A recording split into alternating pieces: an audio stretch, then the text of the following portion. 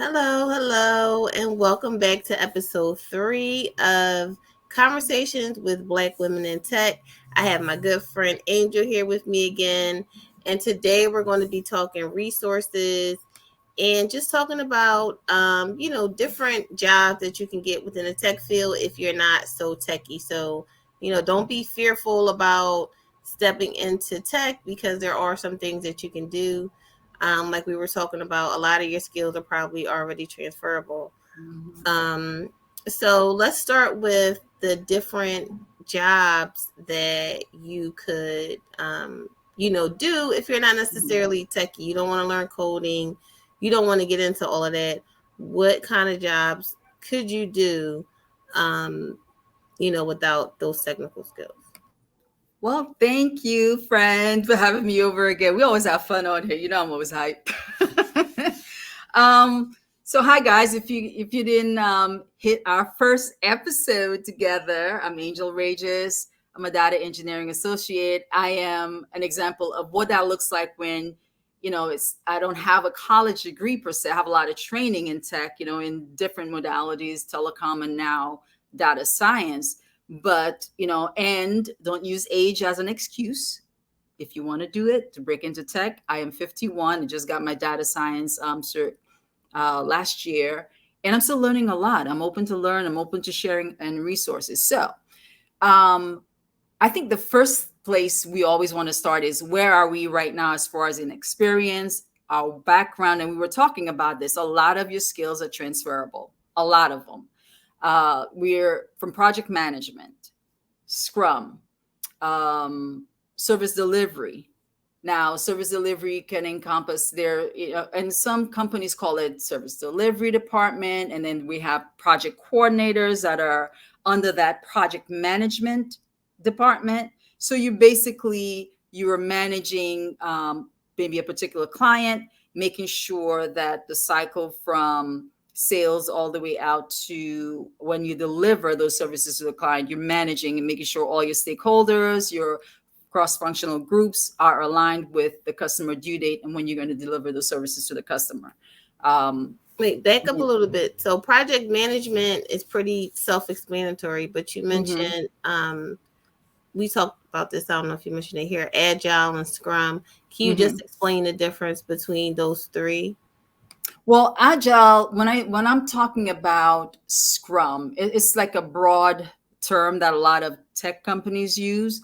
They pretty much, and when I think about it, it's similar, but a lot more tech companies would use those terminologies within. Now, in telecom, project management, service deliveries heavily use those terms and those roles, but we did use platforms that are Scrum and Agile, oriented, like Jira, TBS. I know some companies now probably use Trello as well because we're talking about it as well.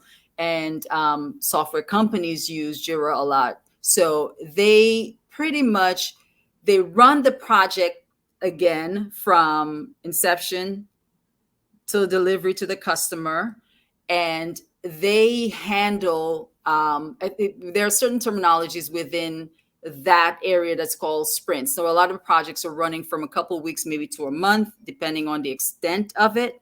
You're pretty much making sure that everyone from your programmers, your software people, whoever's handling or has a hand within that project, in order to make sure that all your scope of work is done and completed on time to deliver to the customer. You're handling that. You're overseeing all the work, making sure that everyone is meeting their guidelines, everyone is meeting their mark to deliver to the customer. And they have any issues, you're the point of contact. So it's a And little most bit people, more, but it's just an overview. and Yeah. most people are probably doing it already. Like that Yep. want to switch career paths. They're probably already in some way, shape, or form doing some type of project management. Hmm. So like I said, you don't necessarily have to learn how to code, but if you're already managing projects, listen. As women, you manage projects in your home every day. Exactly. So yeah. And so we also were talking about like different resources, free resources that are available. I know they Coursera, Google, they have all these certifications that people are getting now, and it's Yes. actually helping them land, 6-figure jobs. Mm-hmm. And now, like we had that conversation probably earlier when we were messaging each other. Always start if there's an interest. I suggest whether you Google, ask a friend, get a resource from someone, recommendation, find out where these communities are. If your interest is in cybersecurity, for instance, right? Find out where that community is. Whether it's on Facebook, there's always groups. Just pretty much just pull up those keywords: cybersecurity, women in cybersecurity, whatever that is. LinkedIn, big groups over there. Instagram, there are huge groups. Twitter, there are huge groups. Twitch, and that's just a few. Slack, there's quite a few, and these are all obviously free platforms that you can just create an account, username and password, pull in some keywords, and you're there. And what that does is, and all these things that I'm sharing with you guys, these are things that I have done myself and I've tried, and I know that it works. You have to surround yourself with the people and the communities that you aspire to be in, right? They're very, very open with information, resources, all different levels.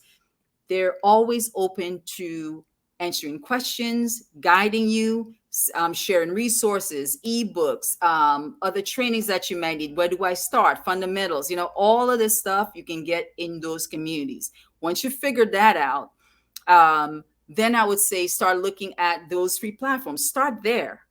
Don't pay for any courses yet. Start there. Free code camp, Coursera, edX. Then you have Unlock Academy. They do have free courses as well, besides the paid monthly subscriptions. There's quite a few. There's just a handful. Oh, W3 Schools, that's another one of them. Code Academy, Khan Academy. These all have curriculums that you can follow from beginner to advanced. You can take practices. Their video, depending on what your learning style is, video, make sure, I love hands-on. I think, it just goes without saying, get some hands-on practice, projects, the small projects. And then once you get a handle and a feel for what that is, but it takes work. Everything takes work and time and patience. It's not going to happen overnight. If that's what you want to do, take the time and I always say, start with 15 minutes. 15 minutes. That's it. Start with 15 minutes. Get to know what that is. Get a feel for it.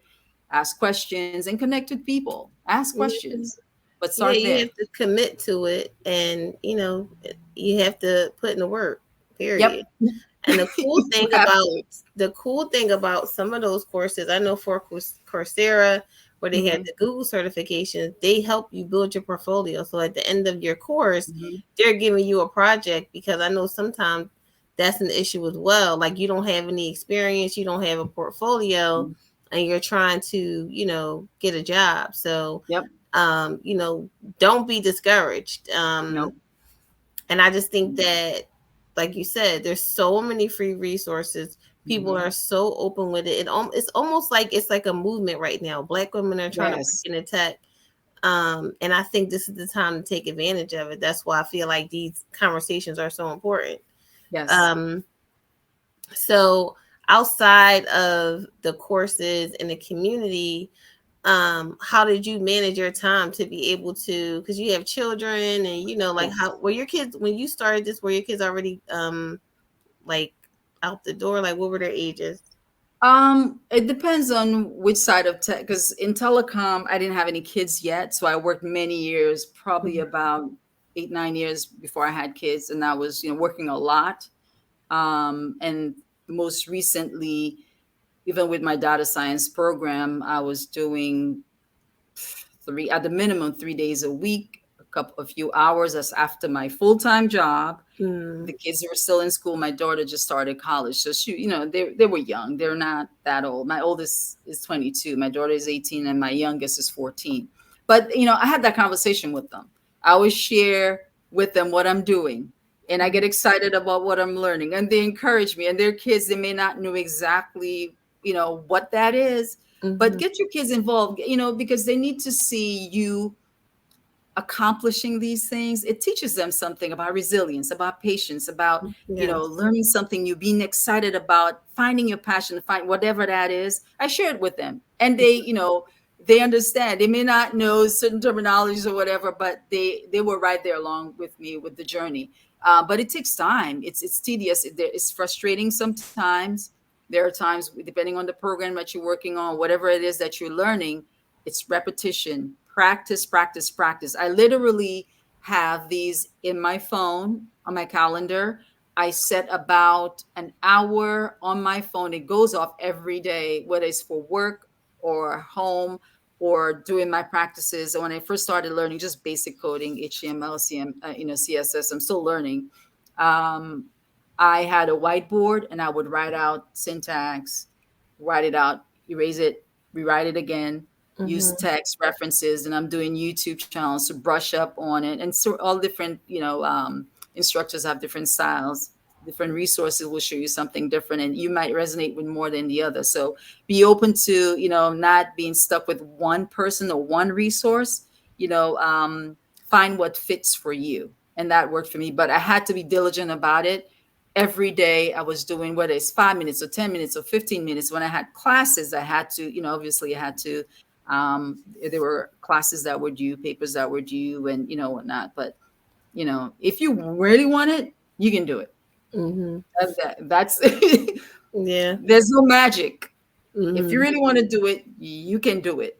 Find an accountability partner, someone that's going to hold you accountable to. If you told yourself you're going to get 30 minutes done a day or every other day, you have to hold yourself accountable because you have goals. Mm-hmm. You have to. We were Yeah. talking about before we started the show also how social media could that could be a potential role or position that you can get within a company. Um, Hmm. still considered tech in a way. Can you just talk Yeah. about that a little bit? Yeah. There's I don't know if you guys social media what was it? Not manager, but community manager. Community manager. Community manager. But if you're already on social media and you enjoy what you're doing content, content strategy, all of that stuff. This is just, every company, it's hard to think that there's not one company out there who has, social media platforms. They need management, that Mm-hmm. needs content, that can be a stepping stone to something else within the company. But start with what you know and see how you can sort of maximize it and leverage it. Yeah, just get in Don't, the door, like you said, yeah, right? exactly. Just get in somewhere.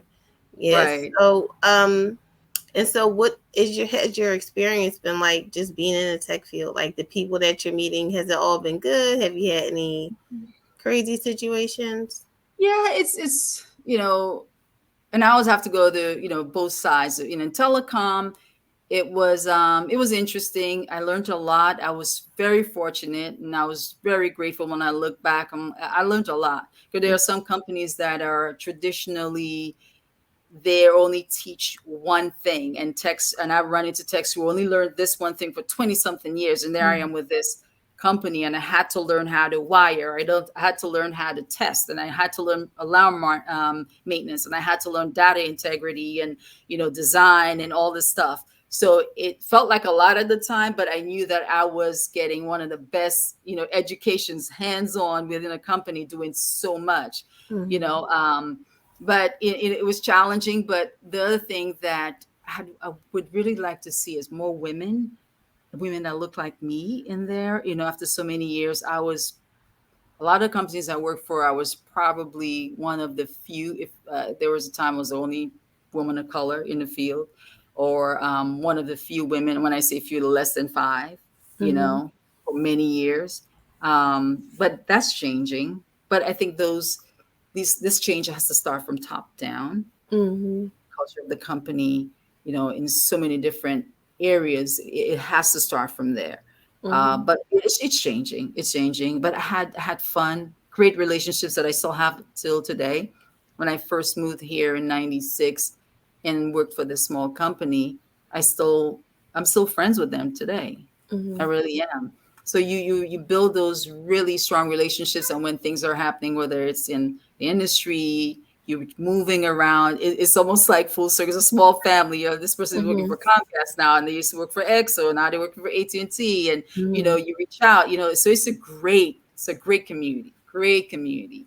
This company right now, Accenture, and I can't say that enough. If Mhm. you have a desire, y'all need to connect with me because your girl,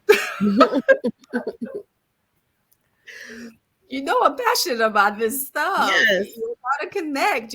What's the saying? Closed mouth don't get fed. I Yep. don't know what you need. I want to help people. I want to share that information. I want more to see more women. And Mhm. this company has just such a great culture, inclusive, and it's just so dynamic. And seeing women from all over, all different backgrounds, Mhm. learning, growing, and it's like a university within a company. That's the best way I can describe it. The apprenticeship program is great. I had never heard of them before that, and now, my goodness, Mhm. anything you think you want to learn within the tech domain, from cyber to cloud to, and I'm saying, whatever the company has a saying, you own your career, and literally you own your career. If you got hired as a the data engineer, and you're gravitating more towards cyber or cloud, um, they support it. Mhm. You have a team. Each member of that apprentice program has a team to help you, Mhm. mentors, peer mentors. You got leads, and you meet with them.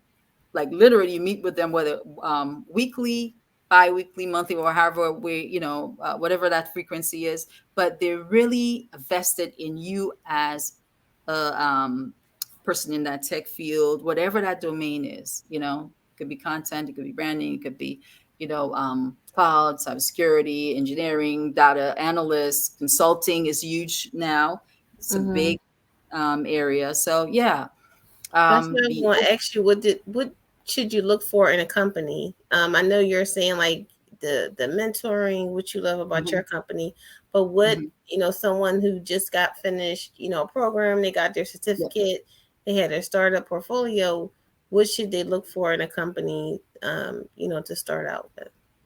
I know we've heard so much about that term, that work-life balance, but some Mm-hmm. companies, they talk a lot of game, but it's not real work-life balance. This company understands that you got to invest in your people, your workforce.